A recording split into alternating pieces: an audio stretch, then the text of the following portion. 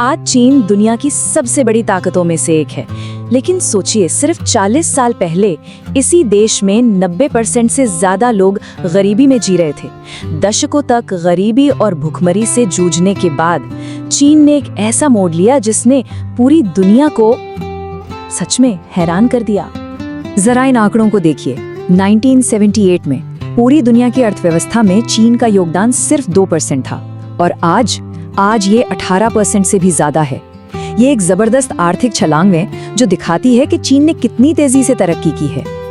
तो सवाल यही उठता है कि आखिर ये सब हुआ कैसे? एक देश जो भूखमरी से जूझ रहा था वो आज एक ग्लोबल सुपर पावर कैसे बन गया? चलिए इस अविश्वसनीय सफर को समझने के लिए थोड़ा इतिहास में झांकते हैं। आधुनिक चीन के उदय से पहले का जो वक्त था वो चीन के लिए बहुत ही मुश्किल था।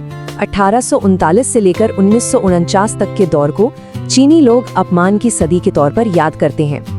ये वो दौर था जब देश विदेशी ताकतों, गृह युद्ध और अंदरूनी उथल-पुथल से जूझ रहा था। ये सिलसिला शुरू हुआ अफीम युद्धों से, फिर आया भयानक ताइपिंग विद्रोह और उसके बाद जापान के साथ युद्ध। ये सारी उथल-पुथल 1949 में जाकर खत्म हुई जब गृह युद्ध के बाद माओ त्से-तुंग के नेतृत्व में पीपल्स रिपब्लिक ऑफ चाइना की स्थापना हुई। अब सत्ता में आते हैं माओ त्से-तुंग और उन्होंने चीन के समाज और अर्थव्यवस्था को जड़ से बदलने के लिए बड़े-बड़े अभियान शुरू कर दिए। उनका एक ही लक्ष्य था, एक सेंट्रलाइज्ड कम्युनिस्ट विचारधारा के जरिए देश को पूरी तरह से बदल देना।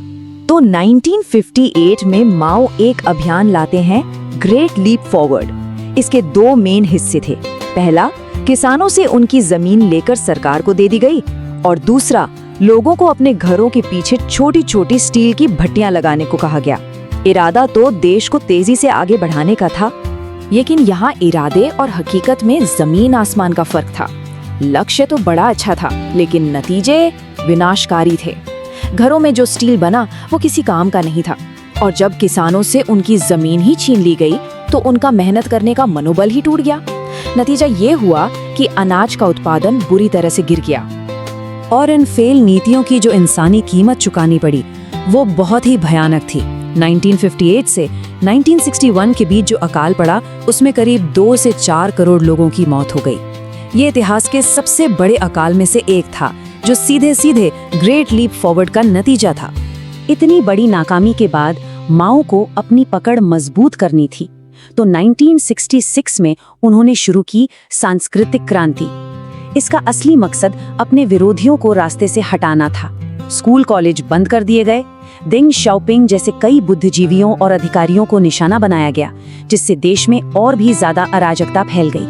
लेकिन फिर 1976 में माओ की मौत हो जाती है और सत्ता आती है देंग शाओपिंग के हाथों में। उन्हें आधुनिक चीन का आर्किटेक्ट भी कहा जाता है क्योंकि उनकी सोच माओ से बिल्कुल ही अलग थी। डेंग का ये मशहूर कोट उनकी सोच को एकदम साफ कर देता है। माओ की सख्त विचारधारा के उलट डेंग का तरीका प्रैक्टिकल था, मतलब धीरे-धीरे चलो, समझकर चलो और एक्सपेरिमेंट करके सुधार करो। तो डेंग ने कई बड़े सुधार किए। उन्होंने कृषि में परिवारों को अपनी फसल से मुनाफा कमाने का हक दिया, फैक्ट्रियों के मैनेजरों को फैसले लेने की आजादी दी, शिक्षा को जरूरी बनाया और सबसे अहम, विदेशी व्यापार और निवेश के लिए देश के दरवाजे खोल दिए। और इन सुधारों का असर, अरे वो तो फौरन दिखने लगा, खासकर खेती में। सुधारों के बाद अनाज का उत्पादन 1 दशक से भी कम समय में दोगुना हो गया। ये एक जबरदस्त कामयाबी थी। तो डेंग के सुधारों से नतीजे तो अविश्वसनीय मिले, लेकिन जैसा कहते हैं हर चीज की एक कीमत होती है। चलिए आप विकास और उसके नतीजों पर एक नजर डालते हैं। ये आंकड़े चीन के बदलाव की रफ्तार को साफ दिखाते हैं। सोचिए 1990 में भारत की प्रति व्यक्ति जीडीपी चीन से ज्यादा थी, लेकिन 30 साल बाद कहानी पूरी तरह पलट गई। चीन की प्रति व्यक्ति जीडीपी भारत से लगभग 3 गुना ज्यादा हो गई। चीन की ओपन लॉ पॉलिसी कितनी कामयाब रही वो यहाँ साफ दिखता है। विशेष आर्थिक क्षेत्र बनने के बाद तो जैसे विदेशी निवेश की बाढ़ आ गई। जरा आंकड़े देखिए, 1980 में जो निवेश लगभग कुछ भी नहीं था वो 2021 तक $333 बिलियन को भी पार कर गया। कमाल है। लेकिन इस आर्थिक कामयाबी के साथ साथ एक बहुत कड़वी सच्चाई भी जुड़ी है। 1989 में सरकार ने लोकतंत्र की मांग कर रहे प्रदर्शनकारियों को बेरहमी से कुचल दिया। ये एक साफ संदेश था कि आर्थिक आजादी तो मिलेगी, लेकिन राजनीतिक आजादी वो नहीं मिलेगी। और यहीं से चीन का वो मॉडल सामने आता है जिसे कहते हैं चीनी विशेषताओं वाला समाजवाद। अब इसका मतलब क्या है? सीधा सा मतलब है एक ऐसी अर्थव्यवस्था जहां बाजार तो होगा, बिजनेस भी होगा, लेकिन सब कुछ कम्युनिस्ट पार्टी के पूरे कंट्रोल में रहेगा।